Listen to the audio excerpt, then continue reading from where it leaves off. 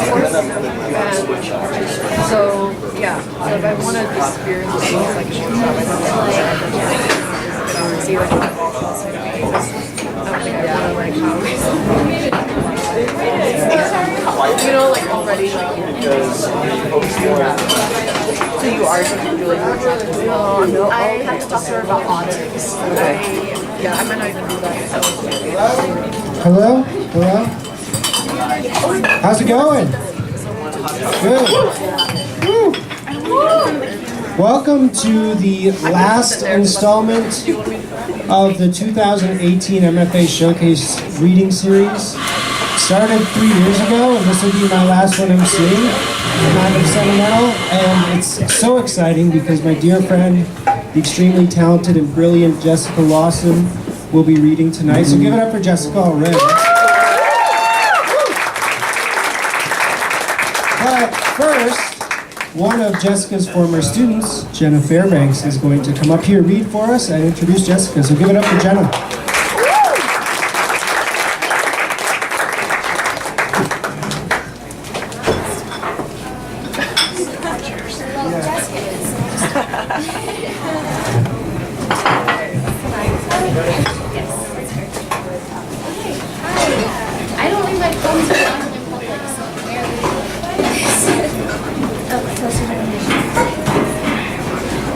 Are for you, content and sky. I want to lay landmines in every pore of my skin, dig trenches into my trachea, something you might fall into and fall inside. If I block enough of my throat, you won't be able to breathe for me either. Didn't you know your memories have eyes, electric glues swivel around, and metal sockets, penetrating even the thickest enamel? If home could be your melancholia and muse, I'd follow you out every night, inhale and find myself buried in someone else. Each Arctic turn leaves me clutching night books, traveling fragments of all the little white squares I keep under my tongue until my lips have turned blue. Bring me another novel about skin and draw me a scalding bath so I can test just how long I can hold my breath underwater. I've woken up every night this week with God whispering in my ear, and every time I try to write it down, all I have are broken crayons. But I think it went something like, together we will die forever, or time is an orchestra that doesn't play like it used to.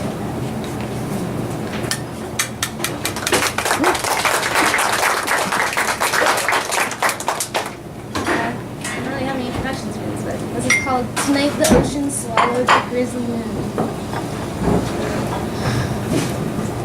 I'm not a porcelain child.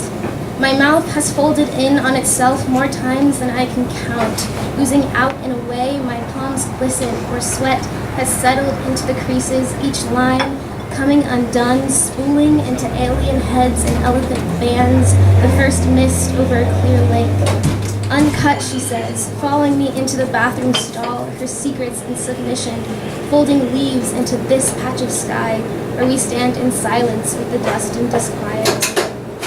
But I want to ride with giants, where the trees are painted red and I'll only be remembered as a time of day when you who pretend to sleep prop your eyelids open with stilts made from another language, and hungry faces screaming in lowercase noises. I have been stuck inside of my own obedient vine, trying to catch the echo before it blinds me. I am a citizen of glass, sleepwalking on tightrope, waiting with outstretched fingers for earthbound storms that always begin underwater. But a figment of my imagination is beating me to death in the barefoot darkness of the sky through the flowers of earth.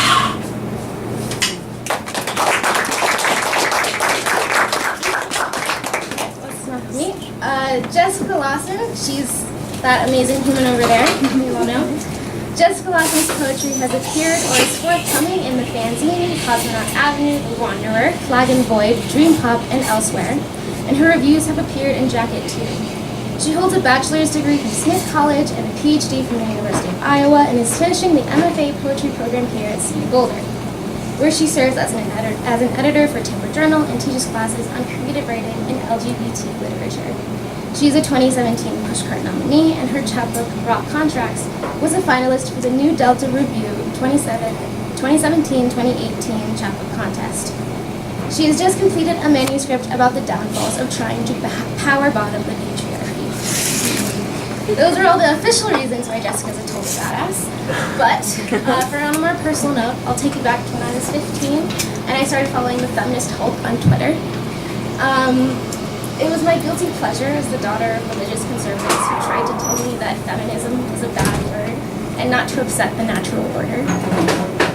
The Hulk used language in a way that I'd never encountered before, and I held on to that perspective. Let's smash it. By it, I mean everything. 4 years later, in my soccer year here at CU, I signed up for my first creative writing class. And the teacher, a tall and tatted Jessica with long-ass blue dreads and a 2-month-old strapped to her chest, I walked in. A few weeks into the class, I discovered that my awesome poetry teacher was the mastermind behind the feminist Hulk that I'd been following for years at that point. Insert a small world joke here. Since then, I've had the privilege to be in 2 of Jessica's workshops, my very first and my very last as an undergrad. And there's something very cathartic about beginning and ending that chapter of my poetry journey with her. Let me say, I've never written weirder poems. Skeletal erotica have come out of that, among other weird things. But I'm so grateful for the opportunity to explore those things and in such a supportive environment. And I owe a lot of that to Jessica. So without further ado, Jessica Lawson.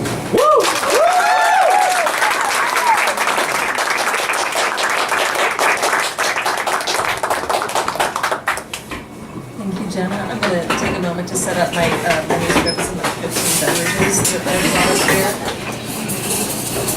Hydration is important.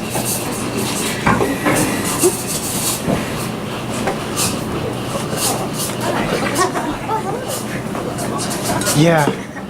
Let me go turn it on. Alright, here we go. Yeah. Oh, I should adjust this too. Yeah. Okay. I think so. I'm technically proficient. I am a humanities instructor. I cannot tie my shoes. All right, there we go.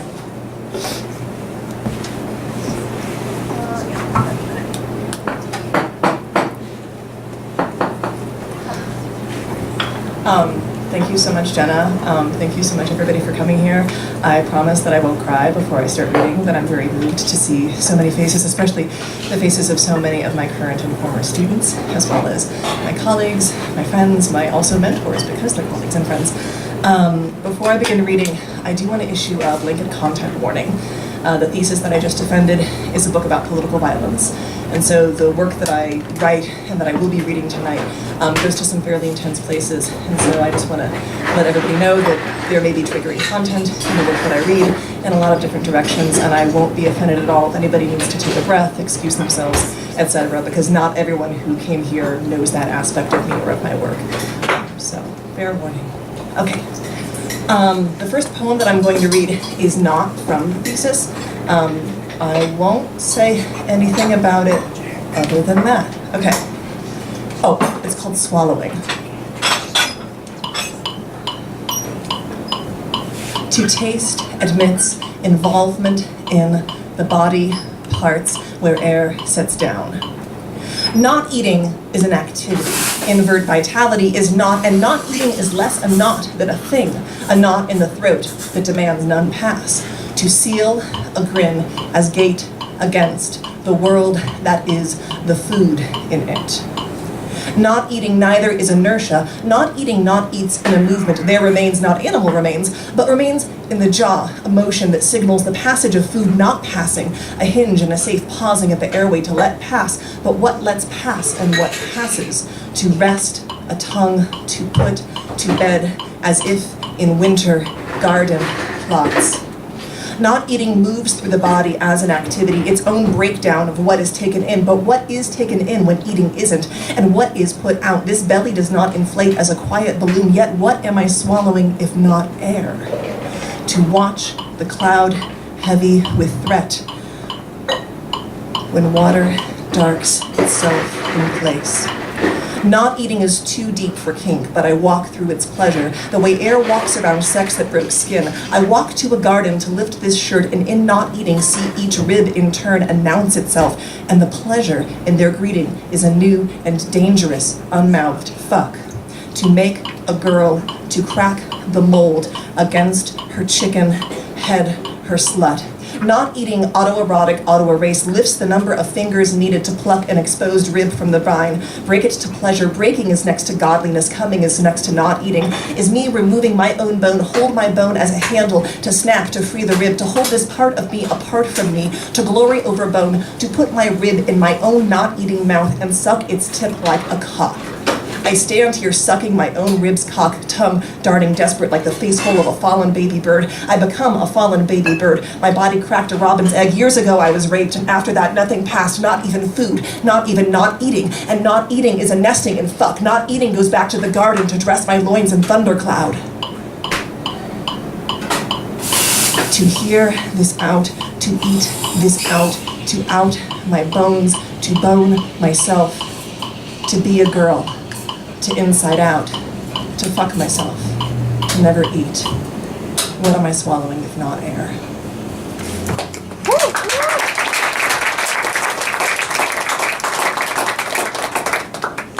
Okay, now for some Lisa's poems.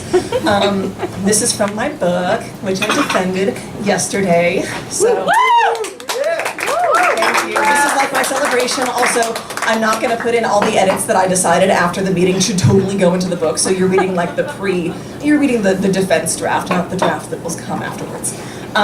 Okay, the book is called Gash Atlas. And it's organized around, there's a lot of poems that are sort of using the idea of maps and mapping to think through political erasure and political violence and what lives get seen and what lives get unseen. And it goes into that in ways that are very abstract as well as very specific. This first poem was, I was telling my daughter earlier, like, hey, what do you think mommy should read tonight? And she said, oh, read that one about blah, blah, blah, blah. And I said, that's already on the set list. Thank you, baby. She's adorable. Okay.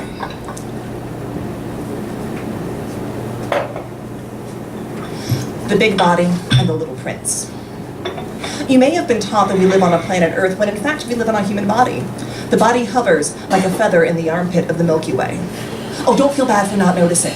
It's hard to get your eyes around the everywhere of it. I don't know if it is breathing, the body. It's hard to hope that I've spent my life in its dead ridges.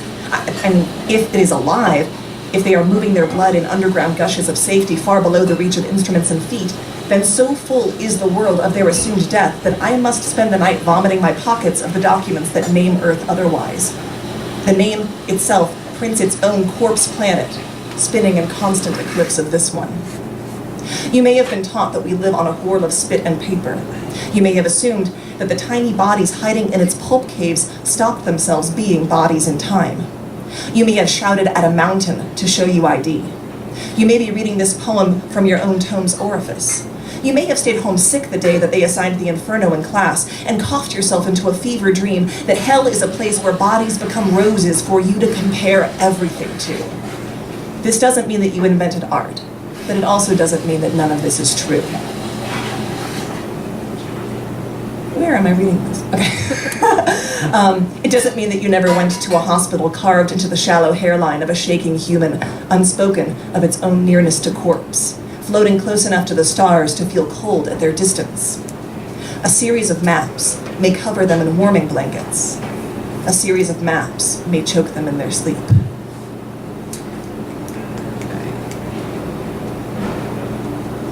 So if you have had a conversation with me about this book anytime, ever, I've probably talked about Christopher Columbus at some point. So in this book, there's an antagonist. That antagonist is Christopher Columbus. He appears again and again and again. He appears both as the actual historical Columbus, but also as sort of this overarching figure of all white supremacist patriarchal authority. So he appears again and again in different guises of different kinds of authority figures. He appears as the president, he appears as a police officer, he appears as a liberal professor, he appears as a boyfriend, he appears as a dad. And then the speaker has to constantly renegotiate her relationship with him every time that she sees him, and increasingly becomes aware of her own complicity in the violence that he performs. That's basically just me like regurgitating my abstract. This poem is one of the early ones with Columbus. It's written in the form of a play script. I decided that I'm not going to bother saying when I'm reading a stage direction. You'll figure it out. Okay. Oh, the characters are Christopher Columbus and me. Christopher Columbus names me in the Watergate documents. Me. Mr. President, I beg of you. Christopher Columbus does not notice there is an animal in the room speaking to him, continues yelling at the tube in the wall. I am not a crook. I have the biggest hands that gesture peace and double vision. What do you tell a woman with 2 black eyes? Nothing. I am not crooked. I have to specially order these pants to make room recording the evidence with 2 black eyes. What do you call a woman? Nothing. You already told her. I am not a puppet. You're a puppet. I put my largest hand inside when you're a ball of heaven gas. They let you do it. She let me bleed from her wherever. I am not crooked. I am sad. Me. From the floor. I rubbed the files into my fur just like you asked. Christopher Columbus, noticing the communications he left lying, grabs my body and twists me into a balloon animal. You know what this shape represents? I've always dreamed of sneezing weather from a rag. This body of water is a 10. May as well defund the warning systems. Her body waters through a gated community. Maybe it's the calm before the storm. Me, as the floor. Daddy, I can't eat any more paper. Christopher Columbus, wait and see.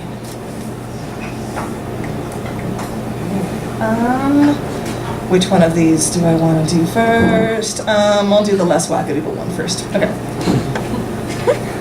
Wackadoodle's a technical poetry term. You would learn all about this if you took my classes. Okay. All right.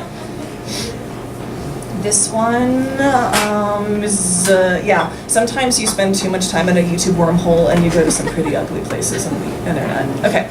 This is called Web Map.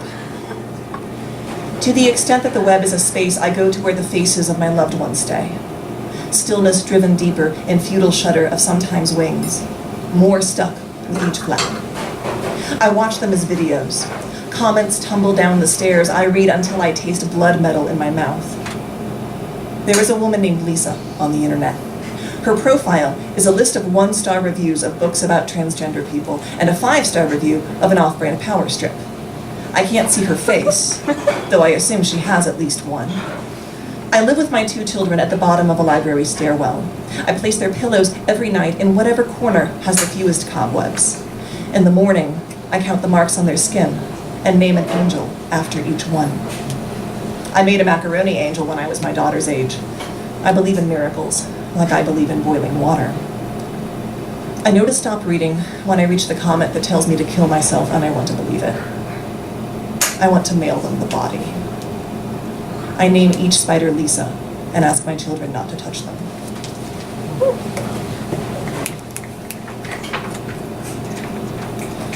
All right, so this one is a poem that intersperses this sort of italicized refrain that appears again and again and again in between other parts of the poem.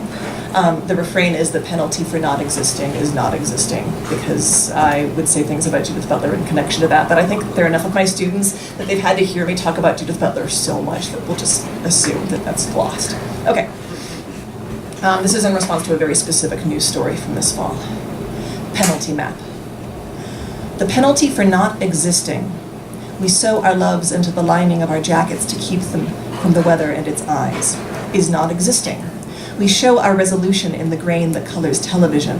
If you cut a program, you can see the meat lines threading its insides. The penalty. United show our resolution in the baking of bread for hungry fingers to disappear against. If you cut a finger, you can see the prints seeping its inside, circles of a tree.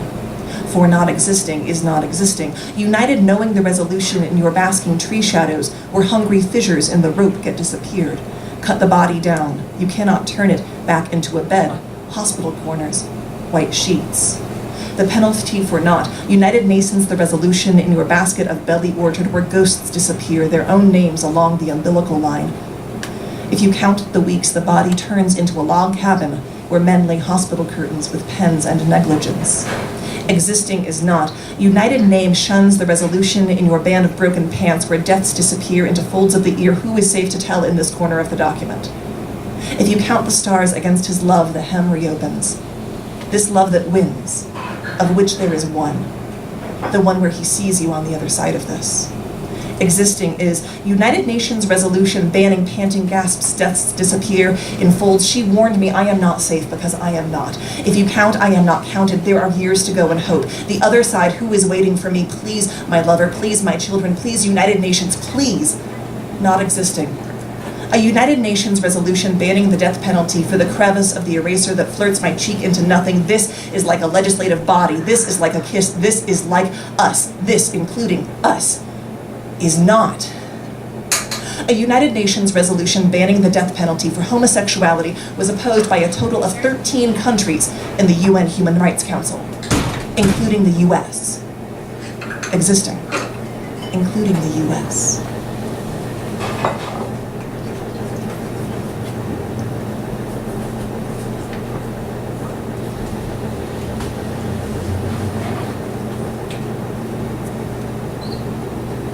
Some people are really smart and they print out their poems ahead of time. I'm not one of those people. Christopher Columbus pulls me over. Me. Who seems to be the problem, officer? It is dark, and I am afraid. Christopher Columbus, license and resignation, please. I am afraid, so it is dark. Me, I have a permit for this transit through space, may I? I am afraid to hulk size in dark. Christopher Columbus, I'm gonna need you to keep one hand on the wheel and slowly move the other to the glove box. I am a woman afraid and turning into sheets against innocent men. Me, reaching between my legs to retrieve all lives. Christopher Columbus inspects the empty ropes my thighs produce for him. This isn't what I like to see, but you can get off with a warning. Me.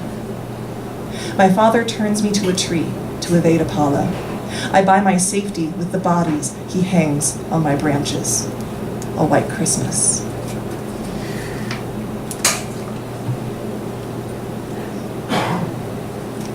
Growth chart.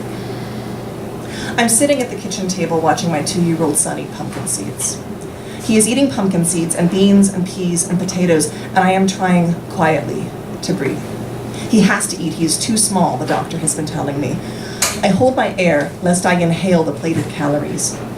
There is a steady wave on the growth chart, lines high and low that swerve upward together, and my son is a sweet round dot below them all, like an uncollected star.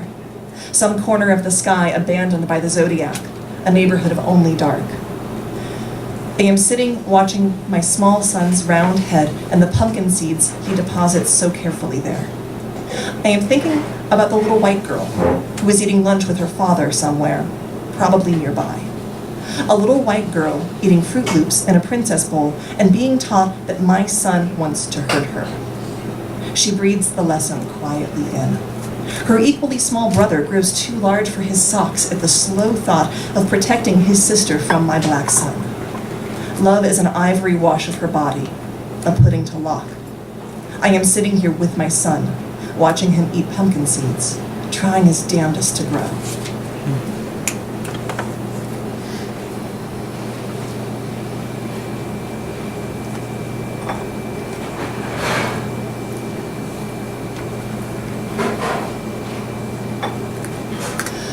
This is from a longer series near the end of the first part of my book called Laugh Map, and they each have individual subtitles. So this is Laugh Map Purity. My skin and hair save over their old files, right out, to cover white what you know. They didn't teach me. Christopher Columbus fucked each ship's mast once a week to ward off the mermaids who sing timbers to the wet bottom of the pear-shaped globe.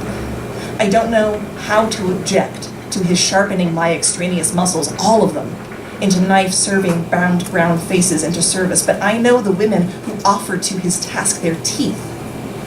I hate my body as a thing he can rape, and hate the word rape as a thing he flashes into my children's eyes in the dark roadside. Siren is a word for the danger I am in, for the danger I am made into.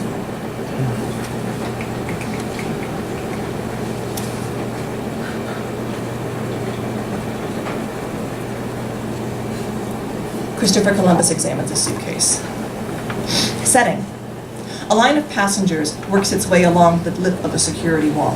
Christopher Columbus, in a gold-dusted jacket, sits next to the customs agent overseeing the process. He eats a sandwich. Christopher Columbus, waving the sandwich in the air as an expansion of his hands-on gesture, and that's when I told him you should see the other guy. A Waits laugh. Customs agent, yes. Christopher Columbus, well. Customs agent, chuckle trickles through the maze of hooks lining his throat. Human in line in front of me, small laugh. Christopher Columbus points his sandwich at the human in line in front of me. A piece of wet lettuce threatens to drop on the desk. Suitcase, now! Human in line in front of me, I don't have a suitcase. Christopher Columbus, now or I'm taking you in. Human in line in front of me, fearfully walks to the table next to the desk and lays down on it, belly to the ceiling, face serving pores to the cold fluorescence. Christopher Columbus, pull it up. Human on the table, pulls up shirt, belly flutters, cold or terror. Christopher Columbus silently directs the customs agent to the table. Pointing with sandwich, he indicates the pocket of stomach flesh into which the customs agent should push his fingers. The customs agent knifelessly separates flesh like looking through a pile of laundry. From the line, I catch sight of the human small intestine, from which the customs agent removes a small ball of wet plastic wrap. Unwinding the wrap, the customs agent finds a green Easter egg. Somewhere in the process, the human has fainted on the table, hands limp, fingernails shining helplessly against the light. Christopher Columbus, open it. Inside the egg are 3 more humans, 1 adult and 2 children. They are very small, but dry. The customs agent places them in a plastic tray and sends them through an X-ray machine. I can't see where they go after that, and can't read their contents on the face of the agent as he wearily eyes the monitor. I look at the table and wonder whether the thing to do now is to hold this human's hand. I decide whether or not that is worth writing in a poem, one that moves eyes miles away from the room they are about to take you to. I am sorry. My being sorry sits like plastic Easter grass in your still bleeding body. I wonder if this is how the customs agent got his job.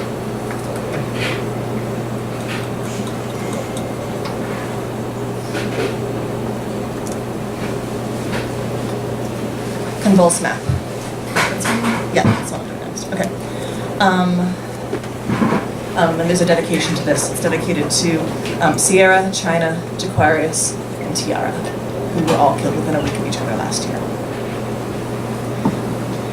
Everyone with proper identification has a choice in the material composition of the thing they bite down on. Brace to buzz. The switch flips and open tips of fingers turn portal for dozens of nerve spiders, missives through the body. They send the electricity through. Imagine the joints light like cities while keeping bugged lightning at bay. Who is listening? The children are not old enough to be used converted couched conduits to exchange a knowing hum with the conversion therapist. Hum to drum and mine too young, but luckily enough for the city council, it is easy to shade an age. All of this is to say I grew up in Indiana and I'm dyke enough to smell burnt hair from a mile away. 4 women were murdered this week. 4 women this week were women this week. Murdered 4 women this week. Panic, defense, national budget, the national curiosity, and natural interest. Everyone certifies their birth into the current. It tells a story to the sea on its way. It makes an excellent spark to conversation, I'm told, if you can cover it in paint white enough. The power that lights a sign is not the power I wish them to rest in. A dream in quiet wallets.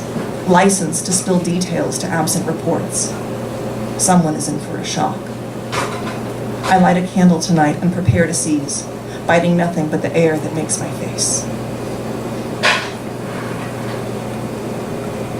So earlier today, I was talking to Mike Ranelone, who was kind enough to lend me the metronome for earlier. Thanks, Mike. And I said, hey, do you have any requests for things that I should read tonight? And he says, well, like you should do that map sweat thing that you brought to class, but you're probably already planning on that. And I actually wasn't planning on that, and apparently now I am. But Ruth Ellen Coker, AKA Truth Ellen, in all of her wisdom, when we were workshopping this a few weeks ago, she said, Jessica, you're not allowed to read this one out loud for workshop. We're going to have Rushi do it. Because she knew that I'm nicer to Rushi than I am to myself because I love him so much, sweet man, and that I would be more generous to my own words if they were coming from the face of someone I loved rather than from myself. So I'll read it, but really you should hear Rushi do it. Map sweat. After the divorce, Christopher Columbus secured his share of custody without recourse to the court system, and I spent half my week standing on the top of the doghouse in his Hoosier backyard. I had a proper room, a crude hole chainsawed into the structure, littering my increasingly large body with splinters as I passed in and out. But the doghouse was the highest point I was allowed to stand before getting called in for dinner. Once I got to college, Christopher Columbus was at me again with the engagement ring and the tight coil of joint checking. We owned the car together, but I was not permitted to drive it, as per the agreement he signed upon transfer of virginity, his custody for my father's, one Columbus for another, each digging their separate woods into me as I navigated the smallness of our rooms. From the top of the doghouse, I leaned forward and caught the pole of the clothesline so I could peek around the trees to the street out front. I learned a kind of projection. With all the focus of grade school muster to the task, I bore holes through the scenery with stare. I imagined turns, back road winding nauseous to the highway, jog jutting right before the Denny's and the gas station, the long drive through manicured progressive trees that prove that we only fuck our pigs in private here, proof in the pudding die from hill to hill as I drove myself home in real time, if not real life, to my mother's house. My feet got numb on the dog's roof with this imagining. The dog never slept there. She ran circles in the yard and begged Columbus for treats. Jointly counted, Columbus and I, years later, and together, and more or less of age, him more than me by 5, and how he loved to dress me in his most oversized shirts, billowing out as wings around his dick, an angel of his bigness. We drove around, and he got lost a lot. When he didn't know how to get somewhere, he bore a metal path through the air in protest, turning wildly as if gesticulating with a motor. It became my unspoken job, guiding him back, widening my gaze around his wild stab so we could call his rage a mere scenic route, his violence a part of fucking. The very big shirt moving gently at the edges of the landscape, every part of me that named adulthood concealed. He loved imagining my breasts even smaller than they already were, my hips pencil thickness buckling at his car's thrust, traffic lights swinging dangerously from my shoulders with every shudder of his brief time in this vehicle. His girl. Neither of them grew suspicious of my capacity for navigation. The doghouse and the car. My body in place, going nowhere but numb. Cartography is the name for their leavings in me. I'm going to read one more piece from the thesis and then a couple of non-thesis things, and then I will release you to the evening. Thank you for the attention. Okay. Yeah, where did it go? This is the one, Julia, that I showed you earlier. Okay, cool. Cannon fodder. I need to talk about Maria, who died in 1902 at age 11. The neighbor's son, a man already, tried twice to rape her. When she refused the third time, he stabbed her to death. She was canonized the year Truman ordered develop the hydrogen bomb. Beatified the year after Donald Trump was born. She died forgiving him. I forgive Alessandro Seralini. I want him with me in heaven forever. He went on to repent, join the church. Behind every great man is too much forgiving and an all of blood. Wounds penetrated her throat, lesions, pericardium, heart, lungs, diaphragm. The surgeon surprised her body still worked long enough for deposition and the gift. She chose death above tarnish.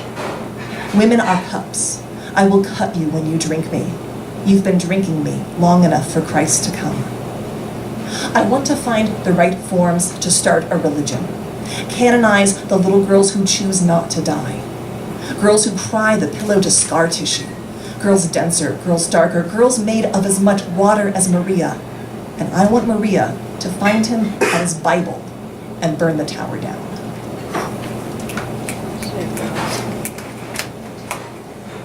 I'm doing on time, you know? Great. Okay. I thought that after all of that, we should read some poems about feelings and maybe chuckle a little bit because that was intense, and thank you for dealing with me through the intensity. So this next poem is slightly more full of levity, to the extent that I do things that do that. I brought it to workshop the other week, and this is the one that Rushi drew a little middle finger on at the bottom of it. He and I flip each other off as a way of saying that we've done a good job in a poem, like this is our love language. So, yeah, thanks, dude. I'm just gonna keep saying nice things about our MC. Okay. Also, I hate the title of this poem. It's fairly recent. I'm trying to write a chapbook about straight people, and this might be part of it. So its provisional title for the next 2 minutes that I'm reading it is going to be Poem About Underwear and Emotional Labor. Here it is. Okay.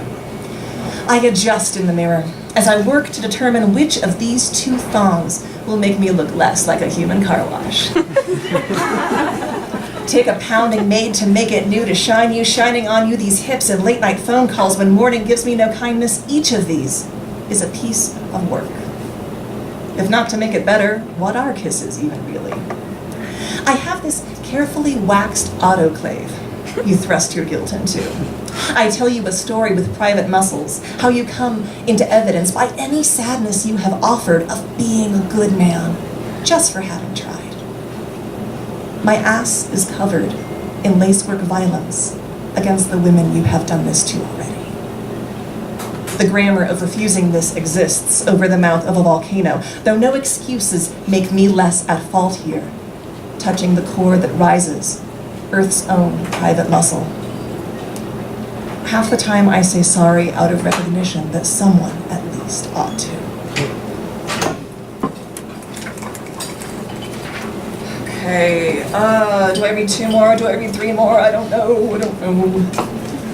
3, 4.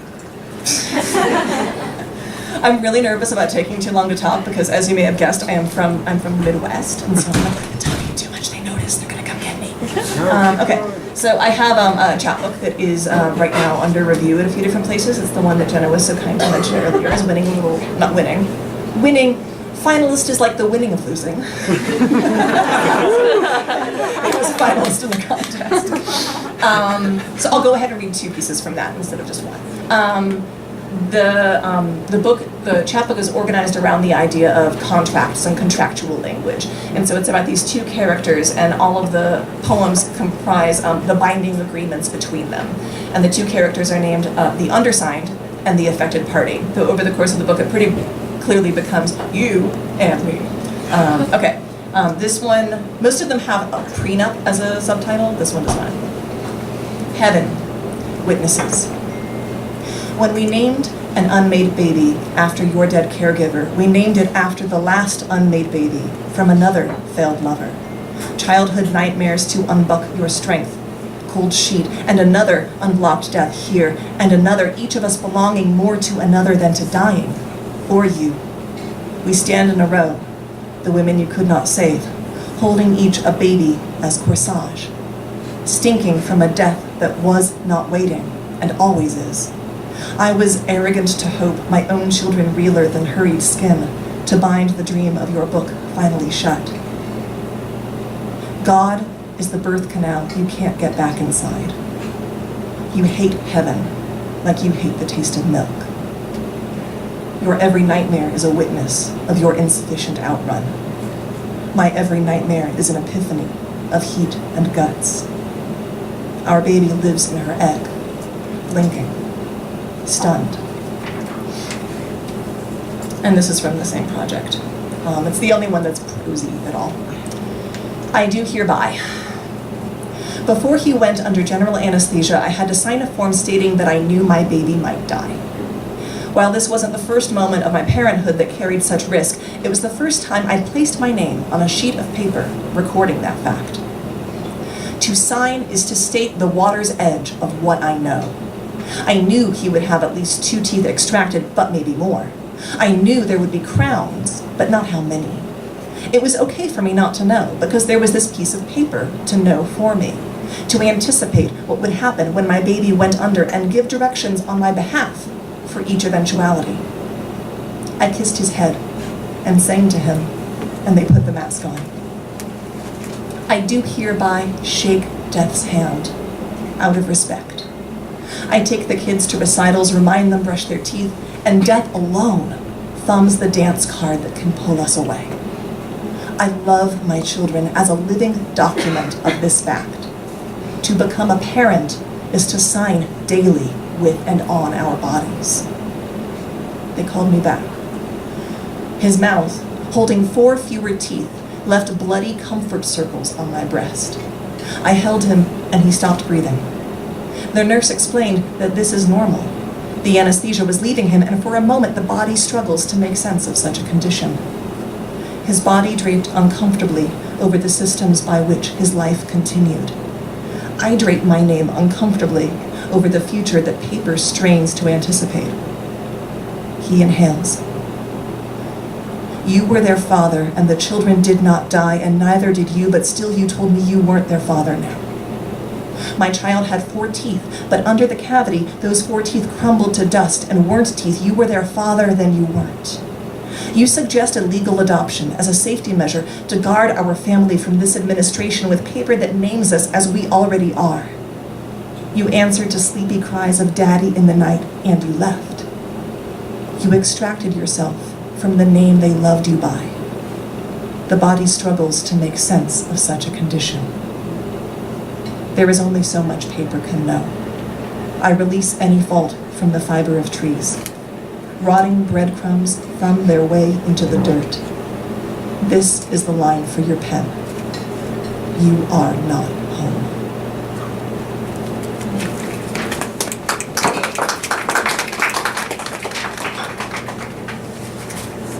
All right, I'm going to read one more. Thank you so much for the generosity that you have given me by sitting here and being part of this room, part of these words. There are so many more people that I want to thank. Hector is here, and Aaron is here, and James is here, and Mike is here, and Rachel is here, and Chris is here, and Fong is here, and Tessa is here, and Rushi, who I've mentioned 5 million times, is here, and so many of my students are here, and thank you. I'm so full of love. I would cry, but I'm wearing makeup on. That like never happens, too. It's like a safeguard. But yeah. Gotta keep that from happening. Okay. This final poem, for those of you who saw me introduce Sheen McCrae, is that one. I wrote this poem, or I started writing this poem, on November 9th, 2016. And I finished it the following day. November 9th, 2016 is a day when a lot of us had to have some really painful conversations with our children. And for some of us, those conversations were painful because that was the first time that conversation had ever had to happen. And for other folks, it was painful because it was simply a continuation of a conversation that was long ongoing. This is called concession. Law at the mouth frothing is not covered under this plan. Women the children first. Belly open to the wind, night and knife beside, bedside table to table sides, for and above the day. Women the children first. A baby ghost plays on the water.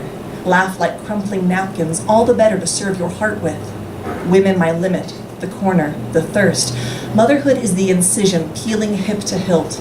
I open my own body tonight, lifting belly like the hood of a car. I brush the dust inside me with the back of an elephant's tiny hand. Women is a verb now. Directly object to the littleness of faces they say I must say. My daughter's body floats a throw pillow, I must say, they say. My verb galoshes trampling her garden, and I must say I am sorry. So sorry.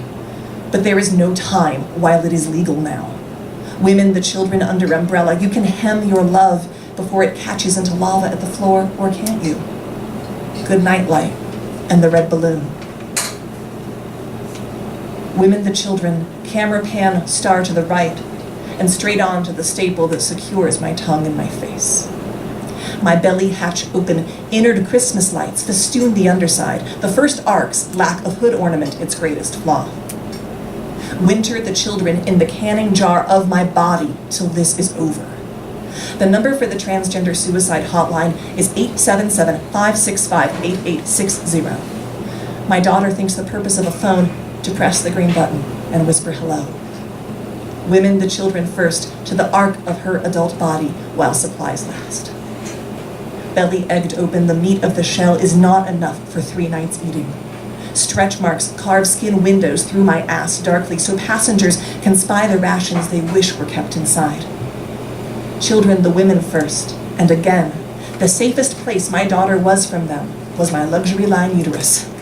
Flesh buffer to the life cry of the outside, good night noises everywhere. This flag glistens in my gut sweat. My daughter's soft pajama eyes rub themselves inside as she takes her second turn in my intestined nest. I can't kiss her on the eyes from here. I sing her destiny's child. I tug her into sleep here in my abdomen and call her brother to the room. Women, the children. I read them in the shapes my stomach makes above their sleeping bodies. I wear purple for the occasion of the kind of shade 4 years of bruising makes. Or really even 8. What I am trying to say in the space my stable makes is the only keep to play, the keeping still her shape, the only way to keep my daughter safe is to ask her, wrapped in red striping, old and new something burrowed, is to ask her, against the force of all the muscles I cunted her into the country with, is to ask her, daughter, red balloon of my heart, half only of my blood, half cracking open the egg of the sky with her smile. Goddamn, you need to hear her sing of wonder at the number of the stars, 50, speckling the makeshift blanket that could have been her country, where the only way to keep her safe is to ask her to exist somewhat less in the world. Thank you.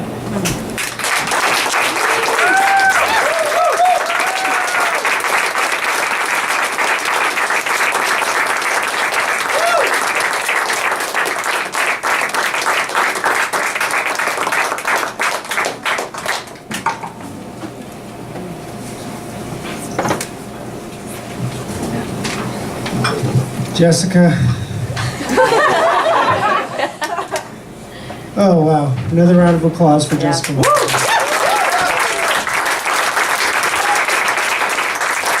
If you're crying, there are napkins right there. Tissue in the bathrooms. Wow. Shout out to Taylor and Gal back there, too. They've been taking care of us all night. Make sure you take care of them. Thanks to Jenna Fairbanks for those lovely poems and that lovely introduction.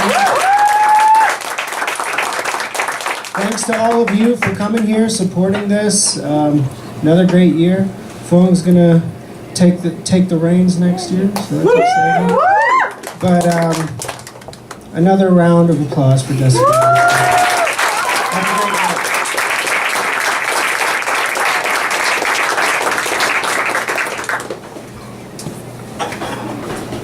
Hot damn.